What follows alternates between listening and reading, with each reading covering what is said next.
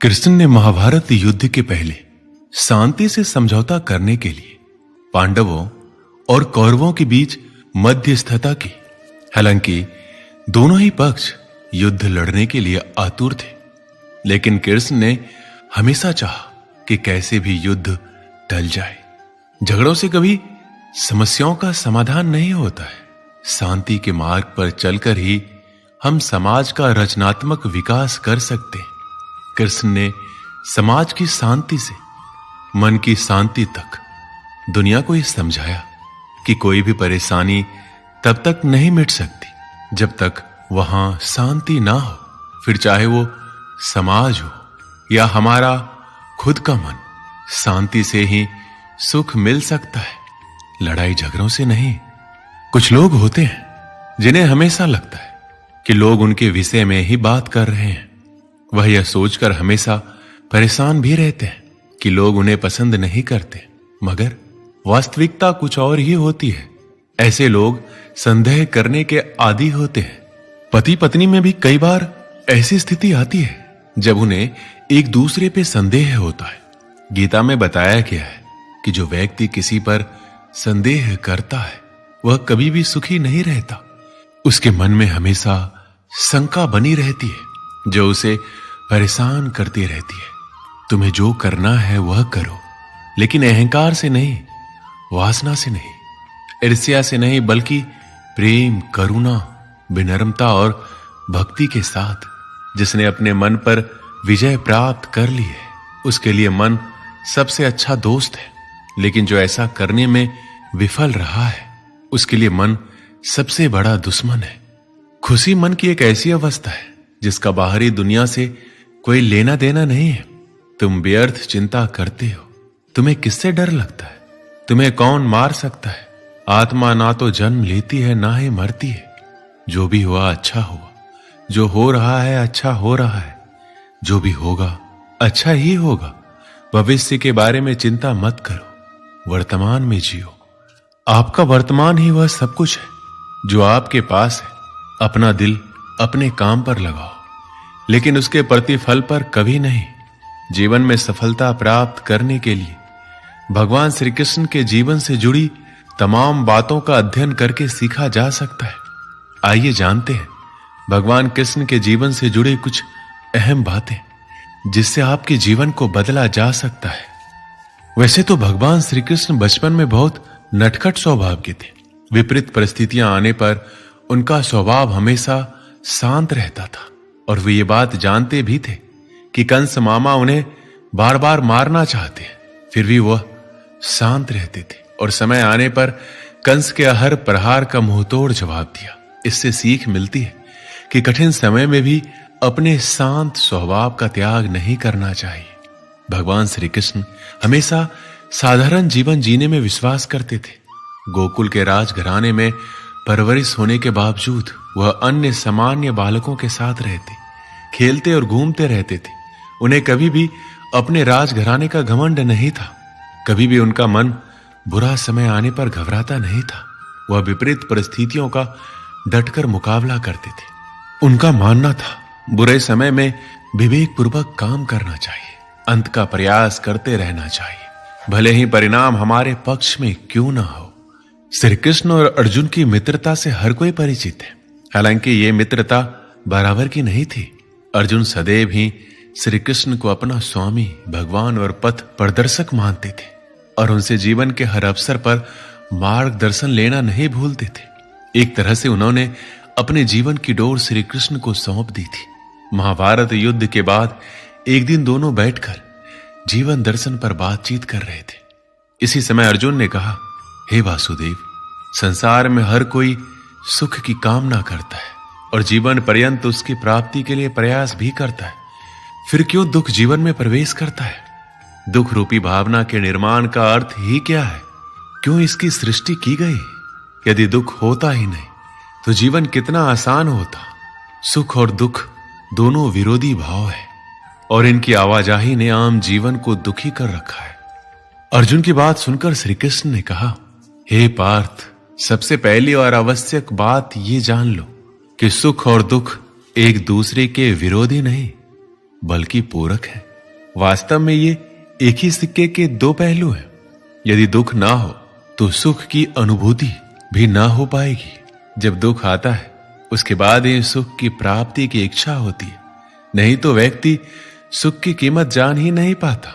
श्री कृष्ण कहते हैं, ये समय भी बीत जाएगा, समय का पहिया कभी एक जगह नहीं थमता।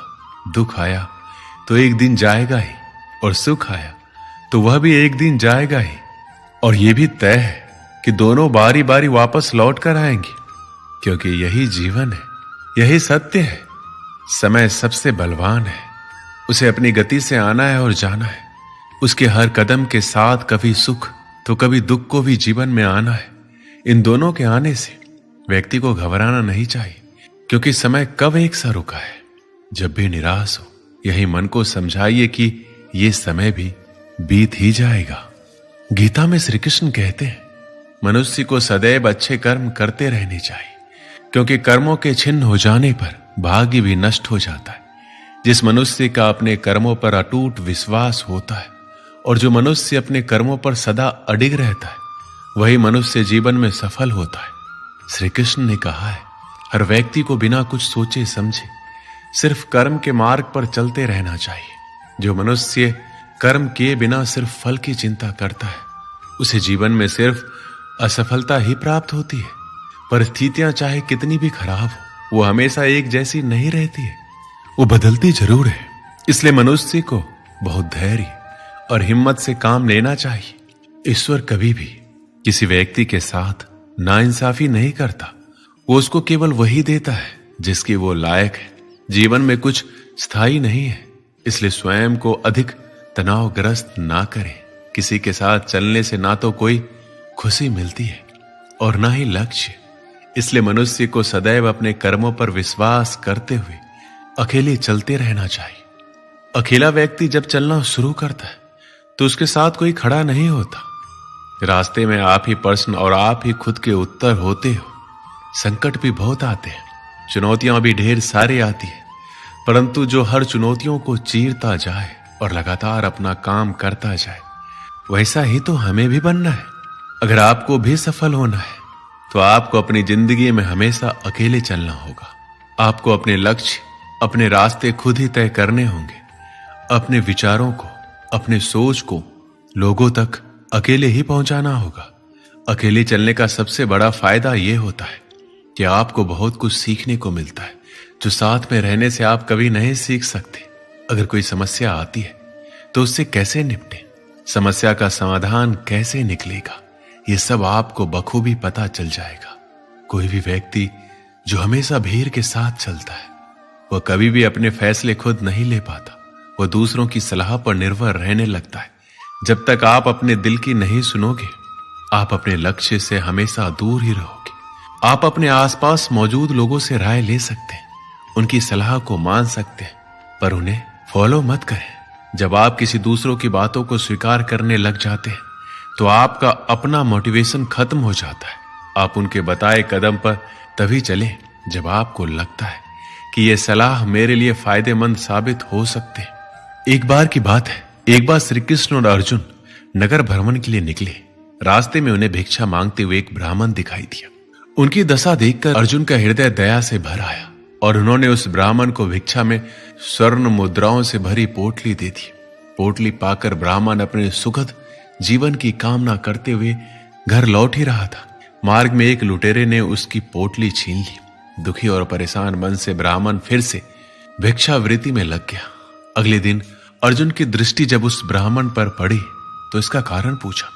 अर्जुन के पूछने पर ब्राह्मण ने पूरी घटना बताई।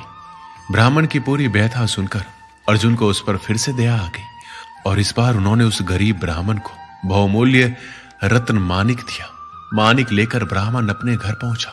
चोरी के भय से उसने मानिक एक पुराने घड़े में छुपा दिया। दिन भर की थकान के चलते ब्राह्मण को नींद आ गई। उधर ब्राह्मण की पत्नी भी नदी से पानी लेने के लिए चली गई, लेकिन रास्ते में ही हाथ से गिरकर घड़ा टूट गया। तब वो पुराना घड़ा लेने घर पहुंची जिसमें ब्राह्मण ने मानिक छिपाकर रखा था। और जैसे ही ब्राह्मणी ने नदी में पानी भरने के लिए घड़े को डुबोया, वह मानिक भी जल के वेग के साथ बह गया।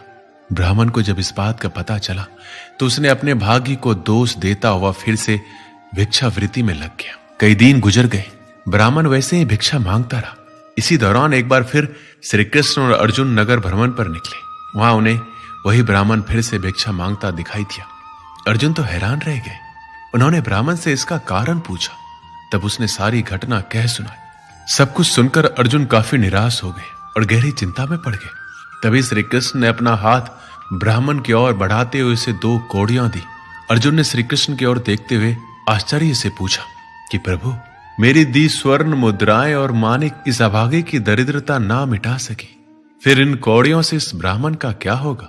अर्जुन के सवाल पर श्री कृष्ण ने कहा, वह ब्राह्मण देवता के पीछे पीछे जाए। ब्राह्मण भिक्षा लेकर घर लौटने लगा। तभी उसे पास की नदी में जाल में तड़पती एक मछली दिखाई दी। ब्राह्मण को उस मछली पर दया आ गई। उसने सोचा, इन कौड़ियों से मेरा क्या होगा? यह विचार करते हुए जाल में फंसी मछली का सौदा मछुआरे से कर लिया और कमंडल में मछली डाल नदी में छोड़ने चल पड़ा। तभी मछली के मुंह से वही मानिक निकला जो उसने घड़े में छुपाया था। मानिक देख ब्राह्मण खुशी से चिल्लाने लग गया, मिल गया, मिल गया। भाग्य बस उसी समय ब्राह्मण की मुद्राएं लूटने वाला लुटेरा भी वहीं से गुजर रहा था। उसने समझा कि ब्राह्मण ने उसे पहचान लिया। उसने भी पकड़े जाने के डर से स्वर्ण मुद्राओं से भरी पोटली ब्राह्मण को लौटा दी। ब्राह्मण के साथ अब जो घटित हो रहा था वह सब देख अर्जुन ने भगवान श्री कृष्ण को नमन करते हुए पूछा, हे केशव, ये कैसी लीला है? जो काम स्वर्ण मुद्राएं और मूल्यवान मानिक ना कर सका वह आपकी 2 कौड़ियों ने कर दिखाया। तब श्री कृष्ण ने कहा, हे पार्थ, ये केवल अपनी सोच का अंतर है। तुम्हारी स्वर्ण मुद्राएं देने पर उस ब्राह्मण ने केवल अपने सुख की कामना की, लेकिन मेरी कौड़ियां देने पर उसने मछली के दुख के बारे में सोचा। बस यही फर्क है। और भाग्य का साथ पाने का रहस्य भी कि जब आप दूसरों के दुख के बारे में विचार कर दूसरों का भला करने के लिए आगे बढ़ते हैं, तब ईश्वर भी आपका साथ देता है और भाग्य अपने आप मेहरबान होता है।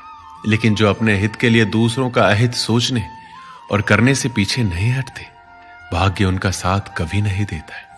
दोस्तों, इस वीडियो में बस इतना ही। मिलते हैं अगले वीडियो में। अपना ख्याल रखिएगा। जय श्री कृष्ण।